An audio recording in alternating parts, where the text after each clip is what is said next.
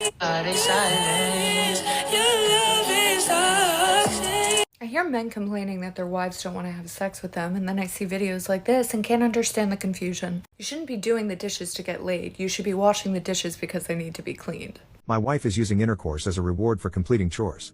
I believe my wife is experiencing a phenomenon known as the 7-year itch. We have been married for 7 years and have not encountered any serious issues until recently. Towards the end of 2023, she began to offer intercourse in exchange for small gestures, such as gifts and completing chores. Throughout our marriage, and since becoming an independent adult, I have consistently managed my share of the household responsibilities. Initially, she proposed extraordinary intercourse in return for me doing her share of the chores, which I initially enjoyed. However, this evolved into a system of rewards and punishments based on my actions, such as you did not do X, no intercourse for you, or good, you did this, and we can have intercourse. When I questioned her about this new behavior, she explained that she feels more emotionally connected and aroused when I put extra effort into the relationship. This explanation puzzled me, as I wondered what had changed overnight to prompt this shift. After a few months, I found myself increasingly turned off by this dynamic and began to refuse her advances. Recently, she approached me, suggesting I deserved a reward for completing the chores. I responded, I do not know where you got this idea, but it's becoming excessive. I am not Pavlov's dog to be manipulated with threats or punishments. We need to communicate openly if there's an issue, but this sudden change is absurd. Are you expecting me to beg for intimacy and comply with every demand? It feels as though you're disregarding my contributions to our household and the gestures I've made in the past. Please explain what's going on, because if we're altering every positive aspect of our relationship based on something you've seen elsewhere, our relationship will end prematurely. She left the room in tears and chose to sleep on the couch. Since then, she has been giving me the cold shoulder. It feels as though she has regressed to behaving like a child. I'm perplexed by this abrupt change and wonder, am I the butthole for not wanting to engage in intercourse under these conditions and for addressing her behavior? There's this claim that if you want to improve your sex life in a union, then as a man, you should take up more housework. Basically, the claim is, a new study suggests men who do their share of the household chores engage in better and more frequent sex with their spouse. In any relationship, the amount of housework is going to mean something different based on the couple's context, based on their own expectations for what each partner should be doing, and their comparison levels of what happens with other couples they know. However, compared with men who reported making an unfair contribution to household chores, those who perceived a fair contribution to household chores engaged in more frequent sex with their partner, and both partners reported their sex being more satisfying. Rather than avoiding chores in the hopes of having more sex, as prior research would imply, men are likely to experience more frequent and satisfying passion for both partners between the sheets when they simply do their fair share. This author offers some pretty decent pointers, claiming, when addressing the topic of house chores, for men reading, think about house chores as linked to sex. Something interesting is, only women can do this. Imagine if men tied anything, and I mean anything as it pertains to their responsibilities in the home, to sex. For example, imagine a man deciding that he'll not be paying bills in a month where he didn't get as much action. How would your typical woman respond to that? At the very least, that woman will find options, like go to work or find another man. At the most, that woman will walk out of that union. Now, as a man, what do you think you should do upon realizing that your woman has tied sex into a reward-based system? If she presented sex as a reward, and she takes a break from it because, say, her emotional needs aren't being met, for example, whatever that means, does he take a break from what he's supposed to be doing for the family? But nobody tells you about marriage. The brutal truth. A man offers provisions and protection from the moment he says, I do. This is his duty, and he does not deviate, deprive, or withhold it from his partner. It is consistent. A woman offers beauty, loyalty, and sexual exclusivity from the moment she says, I do. This is her duty, and she will deviate from it from time to time, regardless of a man's consistency. Every month, a man pays bills. He does not take a break. Every month, a woman cooks and cleans. She will take breaks. Every day, a man secures his home. He does not take a break. Every day, a woman maintains beauty and health. She will take a break. When a wife turns sex into privilege and withholds it, he does not take a break. When a woman lets herself go and become lazy, he does not take a break. When a woman goes into menopause and no longer wishes to sexually please her man, he does not take a break. When a wife and husband argue and fight and separate, they both may cheat. He does not take a break. A woman completely shuts off access from the time of separation up into divorce. If a man take a break, all will perish. If a man isn't consistent, all will fail. So let's stop questioning men who exercise their options. Imagine if your wife only did things around the house for compensation. This is how to ask men for money so that they actually give it to you. Cause the damsel in distress thing is honestly giving begging now, and it's played out. You have to actually like the man or be really good at faking it. I promise y'all, it's all gonna come together. I'm not scamming you. A lot of women that talk about sugaring, especially on this clock app, never mention that. And it's probably the only important thing. You know when somebody actually likes you and when they're just using you to get something from you. Why make it obvious that you're just using them to get something? And the dead giveaway is like when you come straight out the gate with some urgent bill that has to be paid tomorrow, the world's going to end and you're going to be homeless and your cat's going to die. Or, and I had to learn this the hard way, asking for allowances, especially from daddies on apps. It's like they know that you're only here for the money, but like they want to feel like you're not. And yes, it's annoying as fuck because we all know why we're here. Why do I have to fake it? But that's why I suggest getting one that you actually vibe with because it makes the process easier. Think about it like a clock in, clock out job. You don't just show up and they hand you money. You got to do something to earn the money. So in this case, your job is making him feel liked, loved, wanted, appreciated, whatever. But once a man feels like you fuck with him for real, the floodgates to his pockets just open up. And that's for any man, not just the daddy. Some men like to play the long game with their money because if you fake like me, how long can you really keep that up? You know what I'm saying? But the third link is always going to be the tipping point. By this point, y'all have built up enough rapport, you've had enough conversation to know if he's really about it or not. You'll know if he's about it by how he responds to you when you talk about what you're passionate about or what you're working towards. Boy, I used to eat that shit up. My go-to was always, I'm so sorry I haven't been able to see you as much as I want to. Like, you know, I'm in college, even though I already dropped out. They're not going to fact check it. And I've just been so busy because I just got a job on the side trying to like make more money to get better materials for my podcast or whatever I was working on at the time. Inquiring for more is a good sign because he's actually invested in you, even though he hasn't invested yet. He's trying to see like where your headspace is at, how far you want to take it, how serious are you. But if he just kind of like brushes it off or like talks about himself afterwards, leave him where he's at because he'll end up wasting your time. My ultimate green flag is him trying to make a connection because a man with connections is better than a man giving you cash. A win is a win. On one of my first dates with Alan, my OG treacherous twins know that he's the sugar daddy that tried to marry me a month after he met me. We were at Houston's and I told him that my minor was in marketing and he's a finance guy. He was like, oh, I know the hiring manager for marketing at Google. I was in a meeting with her the following week. Like, bro, I didn't get a job, but I learned a lot. And he still gave me money. I only have 2 tips, but these are the only 2 that you're going to need. Never ask for money. Never put a price on it. Let me tell you something. You never ask because men count favors. And later on, they'll always try and throw it back in your face. Because what'll happen is he'll ask you to do some shit. And if you don't feel like doing it, be like, bro, you're ungrateful. Like, I literally just gave you $2K last week and you can't even. This is where you act so utterly offended that you're ready to leave him where he stands. Because your go-to defense can always be, I've never asked you to give me a single dime. I thought you were giving it to me out of the kindness of your heart. But if it's really that serious, I'll just give it back. Because you're not about to sit up here and talk to me like I'm some gold digger. When in reality, bitch, I'm like Fanita with that glass Tupperware that she got from Amber and Ben. You're never seeing it again. I know some of you feel like a hero when you've done something around the house, but you didn't clear her schedule. You just took one thing off a list of 100 other obligations. And that's the difference between doing something for applause and participating in a household because you live there. Do you know how exhausting it is to watch someone want to be celebrated for the same thing you do daily without notice? The more bills a woman pays by herself, the less attractive men become. Because she's now so independent that all she's worried about is taking care of her family and leveling up. To her, a man has no place in her life because he's not bringing anything to the table but headaches and wasted time. Yes, she's in her masculine energy, and that's not gonna change until a real man steps up to the plate and takes some of that weight off her shoulders. Oh, what? You have now been promoted. No, what is that? What do you mean no? It's the car note and the mortgage. Why are you giving it to me? You got it on auto pay? Nay, I took it off auto pay just for this month, just so you can take care of it, just for your boy. Why do I want to do that?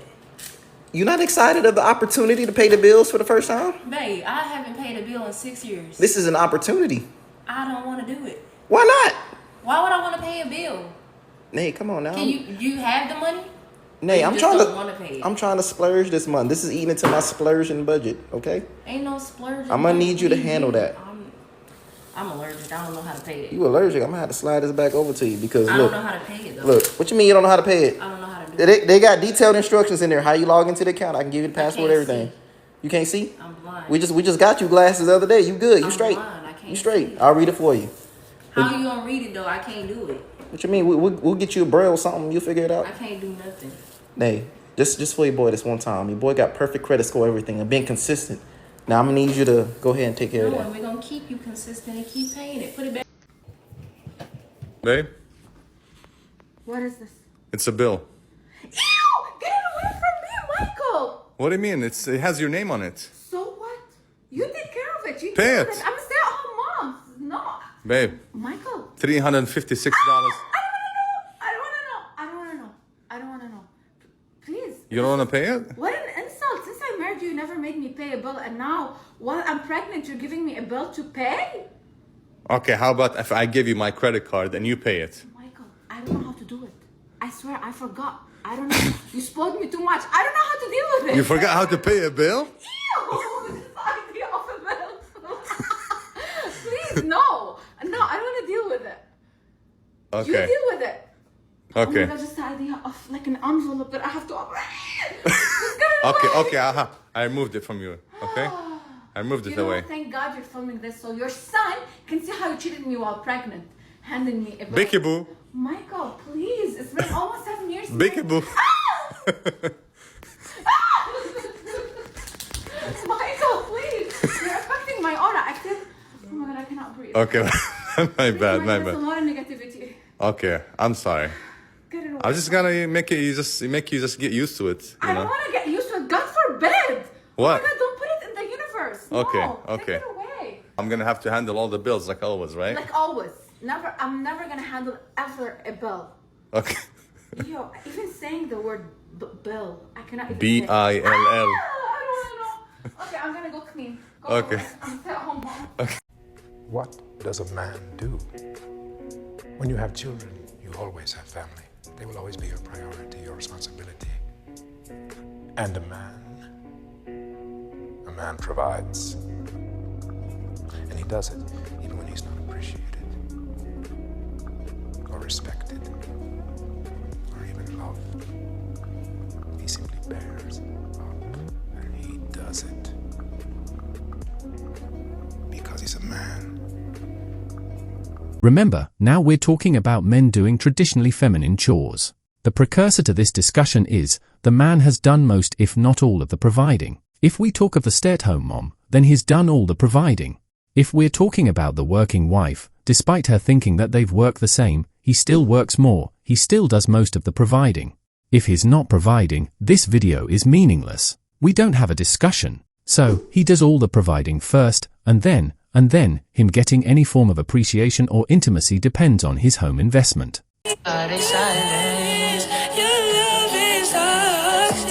I hear men complaining that their wives don't want to have sex with them, and then I see videos like this and can't understand the confusion. You shouldn't be doing the dishes to get laid. You should be washing the dishes because they need to be cleaned. You see the association between housework and sexual activity. Where do you think that comes from? This take is quite interesting. In terms of sex, men and women have evolved differently. Based on the parental investment theory, men and women have evolved in manners that have maximized their abilities to propagate genes to the next generation. The fact that women get pregnant, carry a baby to term, and raise children to self-sufficiency means that women have to be picky with who they sleep with to achieve reproductive success. For men, reproductive success just requires copulating with a fertile female. Differences in men's and women's parental investments means that men are less picky with who they sleep with, compared to women. The fact that, from a biological standpoint, women have better control of their sexual desires compared to men means that they can use sex as a sport, a manipulation tool to get what they want. Women use sex as a manipulation tool for a lot of things, including money and power in the case of picking the most dominant males in any society. While this sounds horrible, it hasn't always been bad.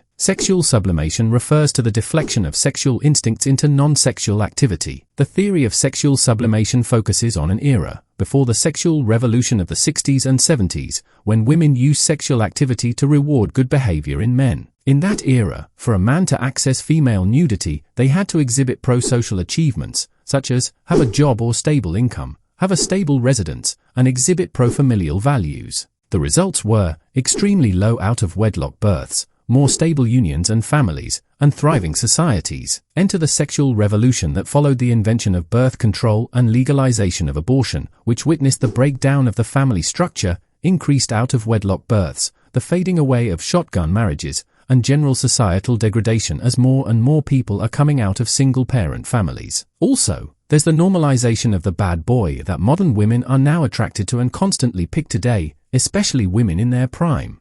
The nice guys never win. Nice guys don't get no bitches. Nice guys don't goddamn get no respect. Nice guys don't get shit. That's just the sad reality of the situation. Nice guys finish last. Stop listening to what the fuck she say. A girl can come in this motherfucker, pull up a chair and say, oh, I don't like hood niggas. I don't like niggas that talk mean. I don't like none of that stuff. I want me a nice soft geek nigga. And I'm saying, oh, for real? She gonna say, yeah. You can't be too soft with a girl. You wanna be the nice guy, but not the nice guy. What I mean like by that, you gotta be, don't let a girl run over y'all. Don't be no yes man, whatever the girl say, oh yes, we can do that, yes, no. Y'all gotta understand, women got two sides, bro. They got two sides. They got one side where they wanna be, you know, they wanna be cared about, you know, they wanna be, yeah, I know, bro. And then they got the other side where they wanna get dominated. You wanna be a good guy on top of being not the nice guy. A 2015 analysis of 12,775 individuals found that kind, helpful men were more likely to attract girlfriends. This study probably surprises some of the weird dating gurus on here who say you need to be a bad person to attract a girlfriend, but it wouldn't surprise any of the scientists in my field. Study after study after study finds that women are attracted to generous, pleasant men. In fact, women's intense attraction to prosociality might be part of the reason why it evolved. Nice guys finish last is a myth men use to comfort themselves after rejection. It feels good to hear that she ghosted you because you were just too good of a person. But empirically, it's much more likely she perceived you as unattractive or broke or creepy or annoying or any of the other things that women actually reject men over. Within that year he pursued you, what made you not want him?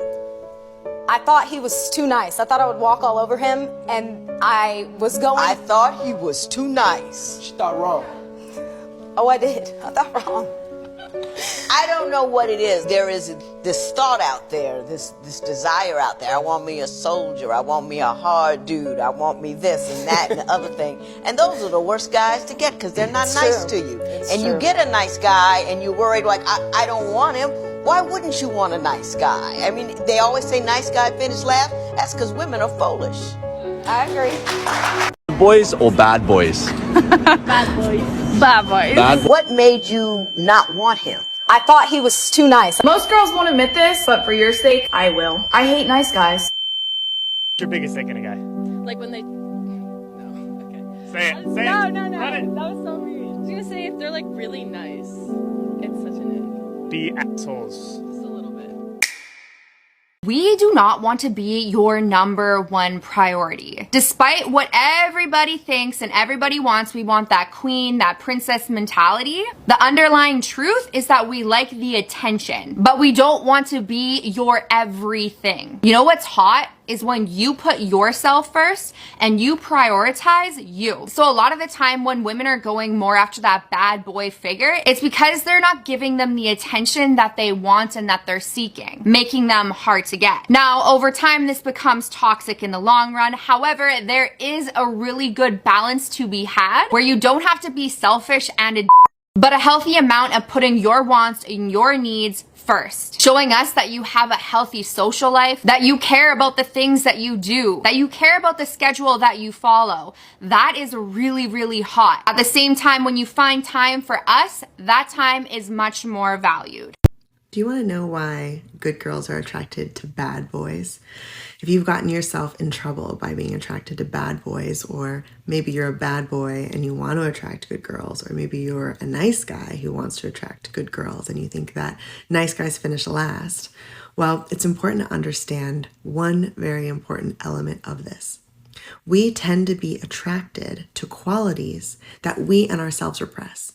So if I'm a good girl and I'm repressing my bad girl qualities, I'm more likely to be attracted to a bad boy. So if you're a guy watching this and your primary goal is to have good girls be attracted to you and you think nice guys finish last and you want to attract the good girl who is going after the bad boy, then you might want to think about cultivating more of the bad boy qualities within yourself.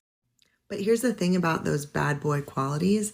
It's not the things that will actually get you into trouble and potentially ruin your life that women are attracted to. Women are attracted to what Karen Brody calls in her book, Open Her, dark night energy, night with a K. This is the energy of the man who is willing to push the edges, push the boundaries. This man isn't afraid to do something a little bit dangerous. But you really can determine what that means for you. You don't have to break the law or do something stupid. Do something that's a little bit uncomfortable. Do something that's a little bit crazy, that's a little bit out there. Get outside your comfort zone. The other element of bad boy energy that women really want is the warrior energy. So the warrior energy is all about being willing to say no. It's all about fighting for what you believe in. It's not about aggression. It's not about violence. It's about having conviction and being willing to say no when it's uncomfortable, to set boundaries, to stand up, to put a woman in her place when she's getting out of hand. Putting a woman in her place is something as simple as if she's overly criticizing you, instead of just sitting there and taking the criticism or apologizing, say, hey, I hear that you would like some things to be different, but the way that you're talking to me right now is not going to get you what you want. It's really about having a strong sense of your own center and not allowing her to knock you off of it. Because women are looking for safety, okay? Before you send me comments about how women like to play games, women need to check and make sure that things are safe. She needs to know that she can trust you to hold her center. I equate this to walking up to a lake that you've never been to, you see a rope swing. Any sane person is going to tug on that rope swing before they swing out over the lake. And women, if you find yourself going after the bad boy and getting yourself into trouble, this may actually mean that it's time to cultivate these qualities within yourself. Tune into your own rebellion, your own boundaries, your own warrior and dark knight. Why are the most loyal and boyfriend material guys single? This is what I constantly hear from other girls, and I have the answer. I think it all stems that women are programmed to see the ideal man as weak, beta, or sus. And that is why they always fall for the guy that cold approaches them and uses some cheesy, corny pickup line. But then they're surprised when 3 months later, they got cheated on. I really think we need to stop romanticizing players and romanticize guys that are nervous to talk to women. Hear me out. I'm talking about the guys who overthink and do not want to cold approach a girl because they do not want to come across as a creep. And girls just don't get it. They're always like, shoot your shot. Like, the worst she can say is no. No, ladies, that is not the worst she can say. Trust me. You see, most guys can easily hold a conversation, but they're afraid to start it. It should be seen as cute or endearing when a guy is nervous to talk to you. He's fidgeting, he's not making direct eye contact all the time, or maybe stepping back and giving you space. Oh, and side note, you're not gonna find these guys at the clubs or parties. They're at home. Most women chase bad boys because we like to be the one that got done wrong. This is why we struggle with accountability. Nice guys or bad boys? Nice guys. Nice guys. Bad boys. Bad boys. Nice guys. Bad boys with nice manners. Probably nice guys, I'd say. Nice guys. Nice. Nice guys. Nice guys to marry, bad boys to date. I don't think nice guys finish last. No. I think nice guys win at a certain time and at a certain age. Yeah. And I don't think that there's a set age on that. I don't think it's like 28, nice guys start. I think it takes the nice guy with a good foundation and then meeting a girl at that time who's like, I'm looking for certain qualities for the rest of my life. Also, I think a lot of fuckboys, so to speak, turn into really nice guys. They can. Like, I think anything can happen. Yeah. And I don't think good girls are hard to come by or nice guys finish last. I think it's like the perfect combination of timing, and then it can work. Nice guys do not always finish last. No, they don't, because I'm telling you right now, like, the guy, my boyfriend right now. He's a sweetheart. But what did you told me this recently. You were like, do you want to talk about this? Yeah, it's fine. Go ahead. Okay, I was going to say, you said, like, usually this is not who I go for. No, it's not. It's not my type. Right, but, like... Because of the nice guy thing. He's not my type. Also, like... But you're also 25. Right. So now you're mature enough to realize... But I'm saying, so, like, I'm ready to, like, settle down in my life type thing. And that's normal. Like, this is the transition. Now that you're at an age where you're like, okay, I actually want a husband... You're going to be looking for a nice guy. But then you look at that situation, like, don't you want to be the nice guy? Like, don't you want to wait for that girl? Like, do you really want to be the douchebag that girls hook up with on her road to find the nice guy? That's a good point. You're right. Like, why not just be the nice guy and find that person? Yeah. And not have all the baggage behind you. Yeah, you're right. This guy brutally murdered 2 women, by the way. And this is what the comments from the women, who constantly chose the bear because men are so dangerous, look like. Closely related to sexual sublimation is sexual transmutation, that is, restricting and redirecting sexual energy, especially male sexual energy that is very destructive, and turning it into human capital. Our grandmothers going backwards did an excellent job of containing male sexual energy by restricting sexual activity to marriage and long-term commitment. Societies, and especially men, rewarded chaste women with responsibility, stepping up to the plate, and enforcing shotgun marriages, making sure that the man could not abscond responsibility after getting laid because the women back then weren't reckless with their bodies. The women of today be out here sleeping with everyone then complaining men have become irresponsible. Birth control and abortion have encouraged both men and women to engage in sexual activity without consequences. Women using abortion and contraception to engage in sex without consequences is them being liberated, sexually autonomous, and free from male control. However, men using abortion, contraception, and women's permissive sexual attitudes to engage in sex without consequences amounts to them being irresponsible. Women who believe in having choice believe that men shouldn't have choice, only responsibility. Too much for equality, don't you think? What's the incentive for the modern man to be responsible anyway? You think responsibility for men from before fell out of the sky? Feminine women draw masculine men. Our grandmothers never had to lecture our grandfathers on responsibility. It was instilled from a young age by the men the man was surrounded with. Today, it's the so-called independent women raising men, and they wonder why they then have to lecture men on responsibility since they chose to define or redefine masculinity. These modern women ain't nothing close to feminine, but they want masculine men. They are nothing close to traditional women, but they want traditional men who both provide 100% and change diapers because it's also his baby, forgetting it's also her bills and she needs to get out of the home and work. Do you know how exhausting it is to watch someone want to be celebrated for the same thing you do daily without notice? You took on one thing to be rewarded. She takes on everything because she has to. A man provides. And he does it even when he's not appreciated or respected or even loved. He simply bears up and he does it because he's a man. And you consistently prove that you don't care about supporting her as a person, but you want her to lay down like a woman that feels loved, supported, and adored. And you send the message that you don't see her as an equal, because if you didn't think it was woman's work, then you wouldn't expect to be rewarded for doing it as a man. The more bills a woman pays by herself, the less attractive men become, because she's now so independent that all she's worried about is taking care of her family and leveling up. But do you actually think she doesn't notice that you only do what you should when you want to get laid? Because you end up acting like a kid who will only clean his room for an allowance. And then you get angry when you don't think you got the gratitude you deserve. And that's the problem with only doing something to be rewarded. You end up feeling resentful when you aren't. So today is my 3-year wedding anniversary, and I can without a doubt say that this has been hands down the most depressing, miserable, horrible 3 years of my life. I have literally never been so depressed. I've never hated another person more than I hate the person that I married.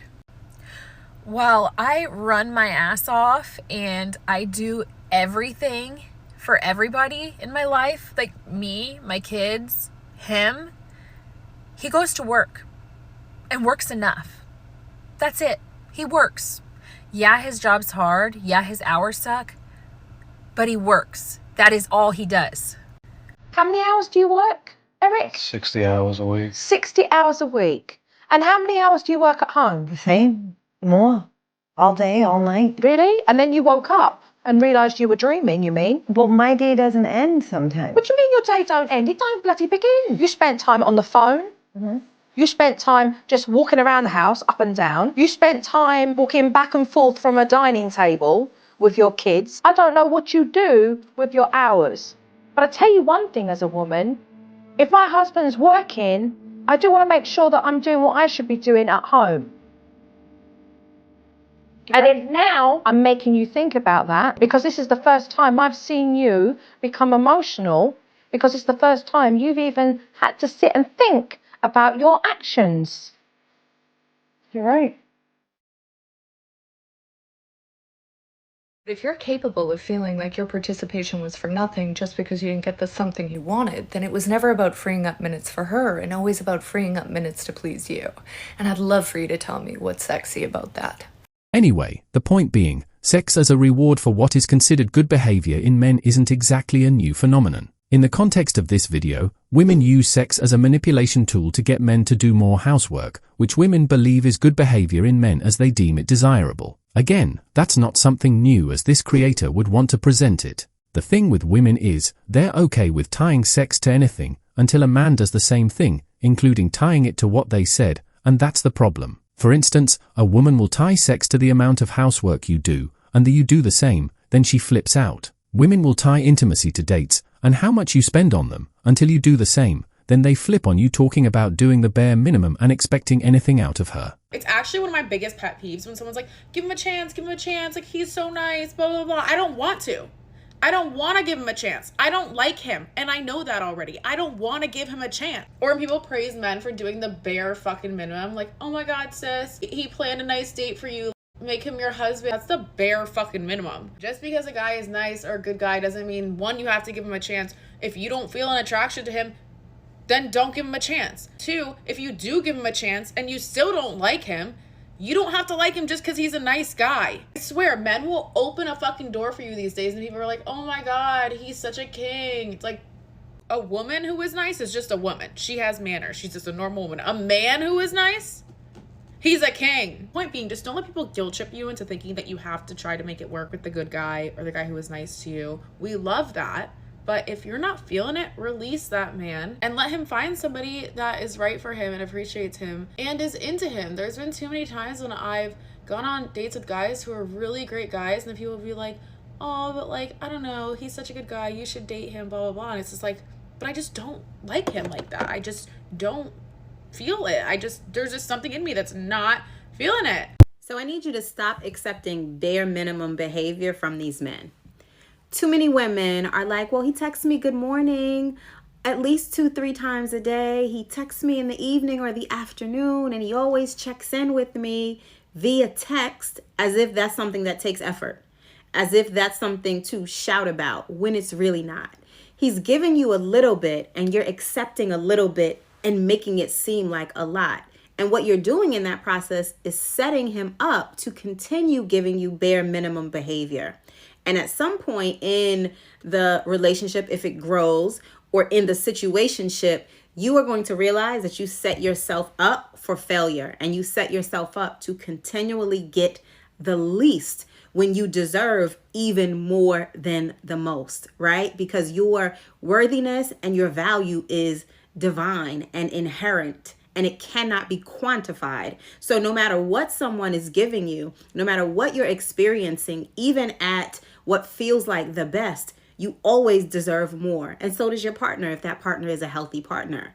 But when you teach someone that it only takes a good morning text for you to get excited and get hype, or it only takes a hey big head text or a good night text, and there's no action behind it, there's no planning behind it, there's no intention behind it, your value and your worth actually drops lower and lower in the eyes of that man. So stop allowing men to give you the bare minimum and make them work for you. Make them earn you. Make him understand that it is going to take personal growth and accountability and consistency and action to be a part of your life and stay a part of your life. You need to stop praising men for the bare minimum. Videos I see on this app, he peeled an orange for me, he must really love me. Are you actually out of your mind? Or he didn't force himself on me not once, I felt really respected. That is the bare minimum. He introduced me to his friends and his family. That again is also the bare minimum. Do you want to be a secret side piece? No. We praise men for things like this. It makes them think they're doing acts of God. I see this is the bare minimum and people don't realise that. There are a lot of girls that have been treated so badly that when someone's actually nice to them, they think it's the best thing in the world. The reality is you did not deserve to be treated the way you did in the past. Stop praising men for doing things like this, for respecting you and treating you like a person. Praise them for acts of service, like he took you out on a date, he opened the car door for you, he bought you flowers, things like that. Praise them for taking a genuine interest in your hobbies, for keeping you safe, things like that. Not the bare minimum. Girls, please do better. Just like the way that like traditional dating has like faded out, it's like now we have to make it like unnormal for like a guy to like do the things that they like did before. What were the things women did before? Exactly. I don't know. I mean, You said you were desirous of traditional courtship, correct? Yeah. Okay. And do you know what that looks like from a guy's end? What do you mean? Okay, so asking you out, taking initiative, That's like planning the date, Wednesday, 7 p.m., I'm taking you here, picking you up. What were the women's traditional roles? I don't even know. That's actually a hard question. I don't even know. Like, it's like, I feel like in the beginning stages of dating, like, there's not a lot, like, a girl can do just besides, like, I mean, really just, like, show up.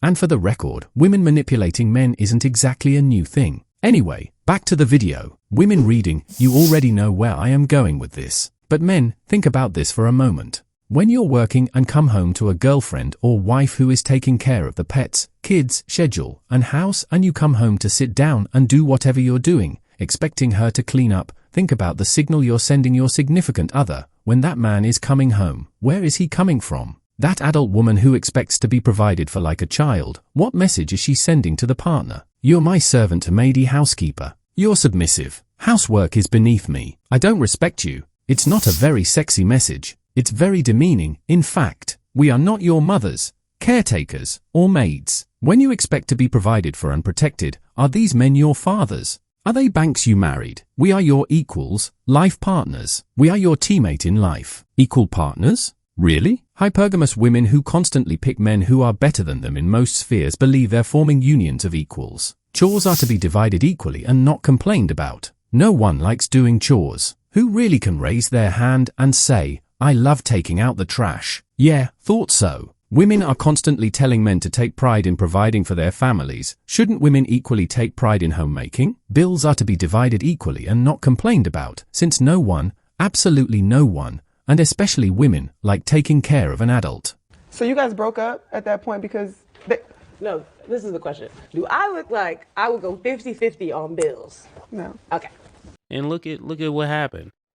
She called herself flexing and got a bigger flex on her. Now he's with somebody he doesn't have to pay a dime for. If you are in a relationship with a man and you're going 50-50 on the bills, that is your roommate. These men be wanting women to be submissive to them, but they don't want to take the role of being a man and being a provider. And since you're going 50-50 on the bills, next caller. We can go half on the bills. I don't understand that concept of going half. That makes no sense to me. There used to be a time a man took pride in taking care of his wife. And her money is her money. I would really like to see men get back in their place of being providers and having pride in that. If a woman can find a man to get a man to do all that for him, then all right. I don't really care what women want. I care what my woman gonna do when she with me. I don't care if I'm a billionaire. I'm not about to pay for my respect. Talk to him. Pay for your submission. It's the principalities of it. If I gotta pay you to come in this house with respect, if I gotta pay you to submit to me, then I don't want your submission and I don't want your respect. I wanna fuck with somebody who gonna respect me irregardless of my money. So what you telling me is when I lose it, you ain't gonna respect me no more? You ain't gonna submit to me no more? You gonna leave me? And it's always somebody with a bigger bag. So what you saying is your respect can be bought. And if somebody around here is willing to pay you more, you gonna go respect them. Why do women basically give up or become distant with a guy when he struggles financially? So this is based on experience of mine as well. I was married a few years back and everything was going really well. The relationship was awesome, and then I ended up losing my job and decided to make a career change. So money wasn't coming in as steadily as before. I couldn't get her the things that she wanted or take her out as much as we did before. And it eventually got to a point where she was distancing herself from me and kind of pushed away from the relationship and ended up in a divorce. She left. You know, I took it very seriously as far as getting through the good times and the bad, and obviously she didn't. So why did you guys get a divorce? Because I really wanted something different. It's very unfortunate because he was the most loving, kind person. I had all the love and support that I could have ever wanted. But I think I went through a period wanting money. Like I wanted to be with someone and be at a different level. And I saw him work all of the time. It's one thing to like work from like 4 a.m. to 10 p.m. at night, day in, day out, and still have no resources. And for me to work, do the same, and just want a different life. Who can raise their hand and say, I love spending most of my income on someone else? Who? Working women who even have issue with spending their own money on themselves, as they'll always be complaining doing it. Like I see a tremendous number of divorces when husband and wife are both working and husband loses job. Big precipitator for divorce. I've seen a lot of women that when their spouse loses the job and they become the breadwinner, they find that very unappealing. That a man as the breadwinner was appealing. The man as economic equal is appealing. The man as I have to take care of him financially and provide for him, very uncomfortable. So I see it. When a man loses his job, I would love if they kept statistics on these kinds of things. But I can tell you in my practice, I've seen plenty of women lose their job. It has no impact on the marriage. Men lose their job in a heterosexual male-female marriage. It is disastrous consequences a great deal of the time. So, why is it okay for men to expect their wife or girlfriend to take care of everything? Imagine, men, for a moment, you come home, noticing that the laundry is clean but not folded, and taking the basket and starting to fold the laundry while you watch TV. Or, imagine seeing that the trash is overflowing in the kitchen when you come in to greet your significant other as they are cooking, and you take the trash out without being asked. Later that evening she is in the mood. Why? Because you treated her as a partner, an equal, and helped because you know it's your responsibility to turn a woman on, make her feel appreciated, loved, and an equal. Just take that little note and you will see a change in sexual interest if there has been a lack of interest. Imagine, women, seeing that car note or phone bill or water bill or electricity or rent hasn't been paid, and on your way to the nail spa in the afternoon, you decide, you know what, this man had done this for so long, let me do it this once, I'm going to pay bill. Will you die? Forget about. Picture this, you man comes home from work, a warm welcome, you say thank you as you receive the groceries, and as he receives his plate of food, he also tell you thank you. What negativity could possibly come out of that? To open up a man, feeling appreciated is as important to him as it is to you. This other article suggests that men who do more chores have a better sex life. Particularly, a new study conducted suggested that males have a greater sexual appeal to the fairer sex if they take more responsibility when it comes to housework. Researchers in Australia surveyed almost 300 women in heterosexual relationships and who did the most household jobs and found that the more equally the chores were shared, the stronger the women's feelings of sexual desire. The study authors at Swinburne University of Technology in Melbourne say sexual sparks fly when male partners take on their fair share of physical and mental tasks. The researchers wrote for The Conversation, our research acknowledged the nuances of women's desire and its strong connection to relationship quality by exploring how fairness in relationships might affect desire. Findings suggest one response to low desire in women could be to address the amount of work women have to take on in relationships. Again, exclusive focus on the woman. This other article reports, when men perform half the childcare and housework, it grants women greater choices and flexibility, staying at home. On the other hand, exhausts women, petrifies them with a sense of insecurity and leaves the sole breadwinner with consistent trepidation and less options for career advancement. Efficiency can, however, be achieved both at work and at home, whether you're called mom or dad. For this to manifest, women need to work more so men can work less, but in the compensation, men ought to reciprocate their women's efforts at home. In 2006, a survey of 360 married men concluded that men who performed more family chores fared much better sexually. According to the survey, the more satisfied a wife is with the division of household duties, the more she recurrently obtains comfort in marital copulation. Married men reported that when wives are happier with their husband's household work, the frequency of sex is escalated. Confounding numerous skeptics, the survey further revealed that the more hours a woman works at her job, the more sex she engages in at home. The wealth of this research acknowledges that couples who share work, childcare, and housework more evenly have three factors on their side. First, wives are less likely to view their husbands as slackers at home. Secondly, wives find them more appealing because their husbands snuggle their children. Third, working wives are statistically happier with themselves, subsequently emanating an energy of positive self-confidence, which permeates into a vigor of sexual stamina. Dumping family chores on wives is an anti-aphrodisiac that lays siege on women, and couple therapists identify household conflict as the toxin that predominantly cripples intimacy. When dads are at work and moms are at home, there's an adverse deterrence for misunderstanding that leads to rage. When wives report longer hours while husbands undertake more childcare, wives report greater sexual activity. Men who report the highest intimacy are the ones rated as the most sensitive with their children. More sex is a function of contented wives. Working wives report fewer deviations of feelings than homemakers, and they believe their marriages are equitable, non-partisan,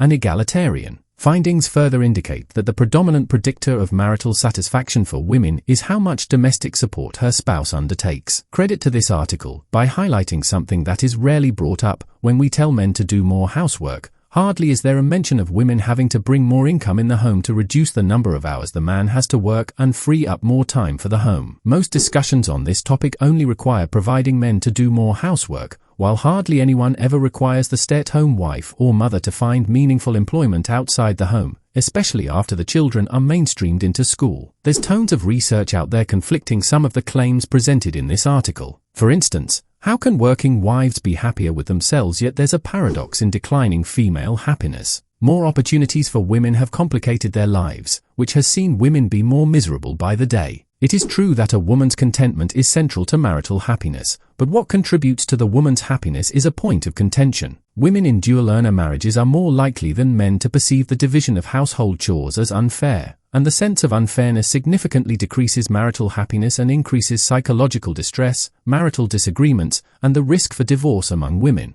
Women with egalitarian gender attitudes are more likely to perceive a traditional division of housework as unfair to them, and perceived fairness is also more important for their marital happiness and stability than it is for traditional women. Moreover, these perceptions seem to be contingent upon societal-level gender equity. In nations with low levels of gender equity, like Southern European countries, the actual share of household labor has limited impact on women's perception of fairness of the division of household labor, whereas the effect is much stronger in societies with high levels of gender equity, like Sweden. In the latter group, perception of fairness is also more important for satisfaction with family life than in countries with low levels of gender equity. Women who perceive lack of fairness are much less satisfied with family life in high gender equity societies than in low gender equity nations. When women perceive a high level of fairness, cross-national differences are only marginal. Wives who adopt more egalitarian gender role attitudes often perceive their marriages as less rewarding. They report less marital happiness, more disagreement,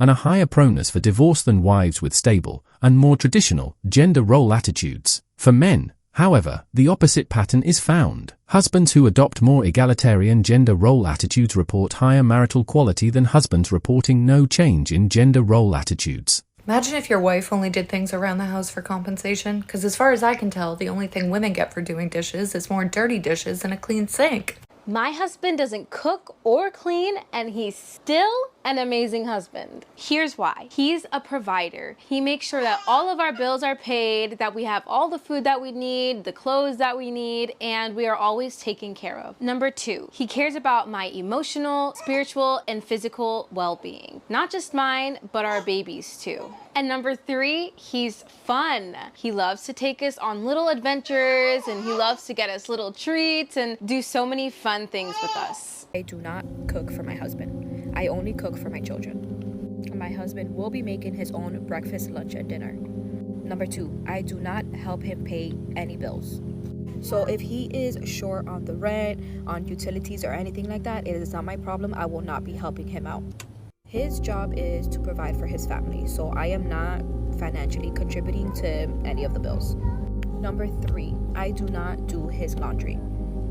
I have my own laundry and my children's laundry to do, so he could do his own. I won't help him put it away. I won't help him fold anything. That's his responsibility. I've been crying all morning long. My husband told me that I needed to pack my stuff and out the house. So I have my bag and I'm about to start packing. I literally have nowhere to go.